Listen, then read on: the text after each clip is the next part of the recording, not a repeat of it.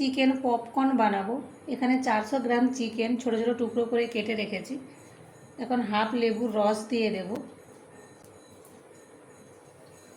পরিমাণ মতো নুন, 1 চিমটি হলুদ গুঁড়ো, হাফ চা চামচ জিরে গুঁড়ো, 1 চা চামচ লঙ্কার গুঁড়ো, 1 চা চামচের 3 ভাগের 1 ভাগ গরম মশলার গুঁড়ো, 1 চা চামচের 3 ভাগের 1 ভাগ গোলমরিচ গুঁড়ো, হাফ চা চামচ সয়া সস, 1 চা চামচ টমেটো সস,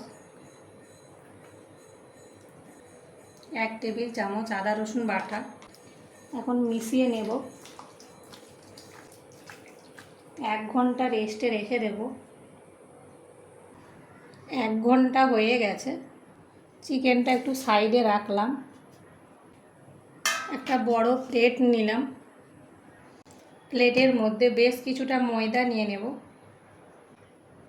ময়দার মধ্যে পরিমাণ মতো নুন, গোলমরিচ গুঁড়ো, লঙ্কার গুঁড়ো, গরম মশলার গুঁড়ো, কাশ্মীরি লঙ্কার গুঁড়ো। এখন ভালো করে মিশিয়ে নেব।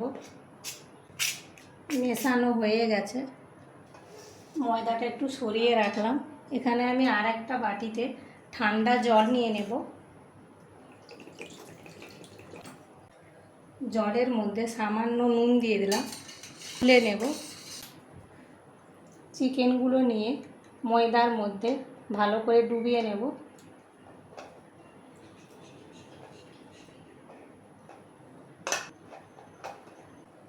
আমি একটা ছাঁকুনি নিয়েছি, ছাঁকুনির মধ্যে চিকেনগুলো নিয়ে নেব। জলের মধ্যে এভাবে ডুবিয়ে সাথে সাথে তুলে নেব, নিয়ে আবার ময়দার মধ্যে ভালো করে ডুবিয়ে নেব।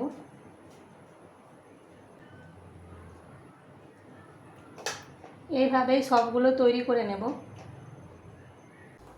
ভাজার জন্য কড়াইয়ের মধ্যে তেল দিয়ে দিলাম। চিকেনগুলো দিয়ে দেব।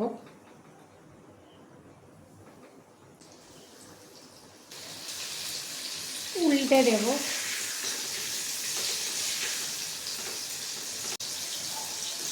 আবারও উল্টে দেব। এইভাবেই উল্টে পাল্টে ভেজে নেব। ভাজা হয়ে গেছে, তুলে নেব। একইভাবে বাকিগুলোও ভেজে নেব।